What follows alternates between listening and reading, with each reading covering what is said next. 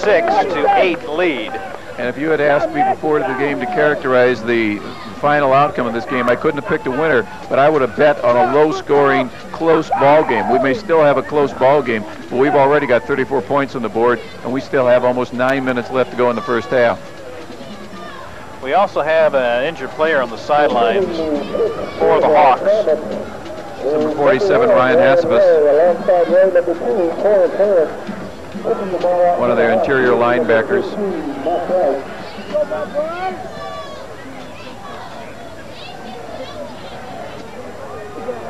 Well, this second quarter has really belonged almost exclusively to the Hawks. The Comets got things going early when they recovered a fumble, and Frank Russell went in for the touchdown, and they converted a 2-point conversion. But on the ensuing kickoff, Jacoby Mays went 87 yards for pay dirt, and now on a block punt, Demetrius Alexander has returned it for 6, and the Hawks have a 26-8 lead. One other thing on that block punt, that was all really the result of a high snap where the punter had to go up to get the ball. A tall punter, in that case, actually able to control the high snap, but nonetheless it broke up the rhythm and set up the block. Bright's kickoff low and out of bounds.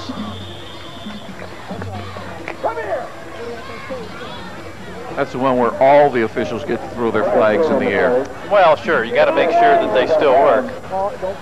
Comets will get the ball out at their own. They may take the ball right there. Let's see how they're going to mark it here. It should be at the 35. Is that what they're doing? Or they can make them re-kick. They're going to make them kick it again. And I don't know if we could hear heard the comments of Norm Ryan's. Well, now they are going to take the ball. Norm Ryan was going to say, I don't want you to hit it real hard, so he wanted to sort of pooch kick it again. But nonetheless, McCluer wants the ball. So they'll take the ball. Start at their own 35-yard line. First down and 10. I'm going to say again, though, even though you're down 26-8, you've got to establish what is your personality. Your personality is that you can run the ball against people. You got fire! Order has been restored on the field. And now we've got another penalty marker. Did I say we hadn't had many penalties in this game? Both sides are clapping as though the penalty is on each other, but it appears that it was encroachment on the part of the Hawk defense, so the Comets will start this series from the 40-yard line.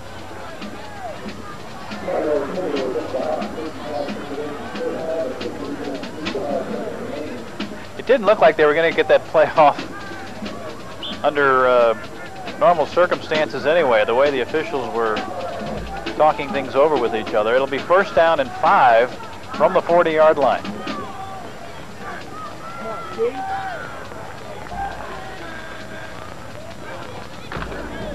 That's Frank Russell. Pickup of a yard or two, and then pushed back behind the line of scrimmage. Boy, Eisenberg's a man, isn't he? He met him at an angle, wrapped him up, and took him backwards. You see a guy 220 pounds going backwards when he's been hit from the side. You're talking about a guy that has some upper body strength. Matt Eisenberg weighing in at 6'5", 250.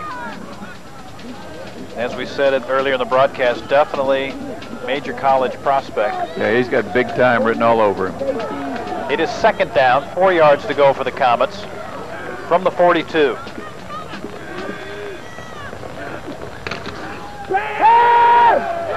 Little play action, and Hinkle's throw is incomplete. He had intended to get the pass out to number 87 of the Comets. That is Chuck Outlaw. It's going to be hard to throw against Hazelwood Central, I think, for the next few minutes. They were very soft in the secondary. They know that they've got a lead, and they're not going to get burned on some kind of a big play. Plus, they're getting a lot of charge out of that defensive line. Hinkle's going to be tired already at the end of this first half from just running around that backfield trying to escape the Hawk attack. 3rd down and 4 from the 42.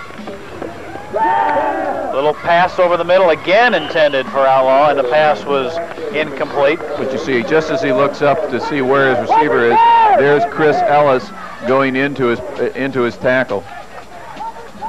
That'll bring up 4th down, and once again the Comets will have to kick it away.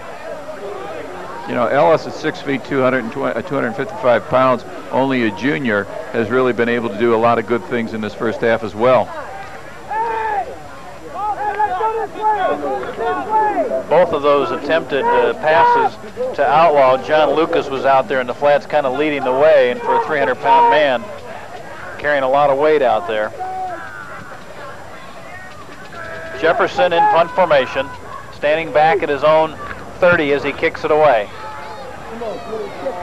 Get away from it, oh. Julian Smith takes the ball.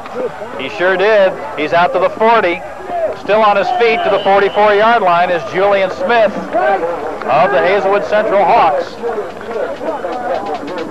Look at the way the ball bounces up to him if we get a replay here.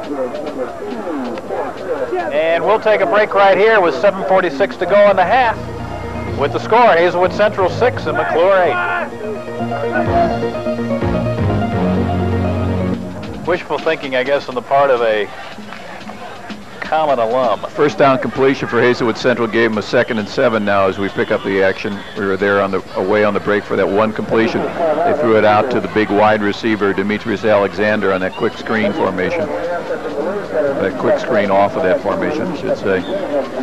Look how McCluer is up defensively. They're right in the face of all these wide receivers. Nobody back in the secondary. 2nd and 7. Gerwitz with a nice pass completion to Steve Ward, but it was read well there by Brian Pickett, who put the hit on him, and there's a loss on the play.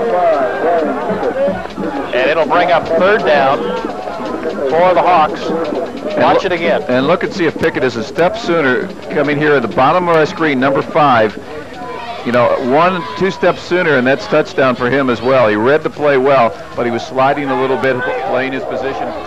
Clock running. Teran Hinkle gives to Frank Russell. Frank Russell up the gut. Pick up a 4 maybe on the play. It's a good thing I'm not coaching defense for Hazelwood Central. Every time I say McCluer's going to do one thing, they do the other. I'd be down 26-8. We'll give Russell credit for 5 and call it 2nd and 5.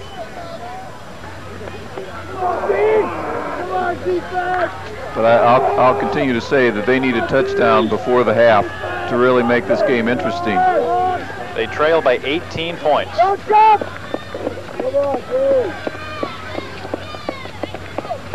Russell again. Broke through one tackle in the backfield. He got away from Brian Deal. Yeah, good initial hit by Deal. We've seen penetration by Hazelwood Central on almost every play. They get at least one man into the offensive backfield of McCluer on every play. 3rd down. About 3 to go to the 1st. And the ball is at the 47-yard line of McCluer. Down by 18. Are you in 2-down territory here at midfield? They're just trying to keep it conservative and pick up the 1st, and they are short on that one as Hinkle kept the ball. I think it's going to be close. I think you may see a measurement in this situation.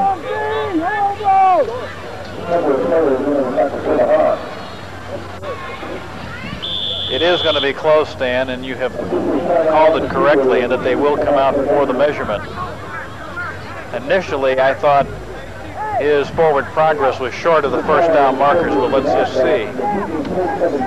If he is short, it won't be by much.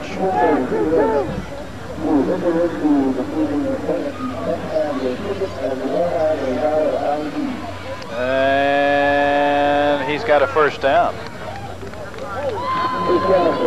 1st down by the nose of the football. But now 4.5 minutes left to go in the half, and you still have half the field to cover in order to get points on the board.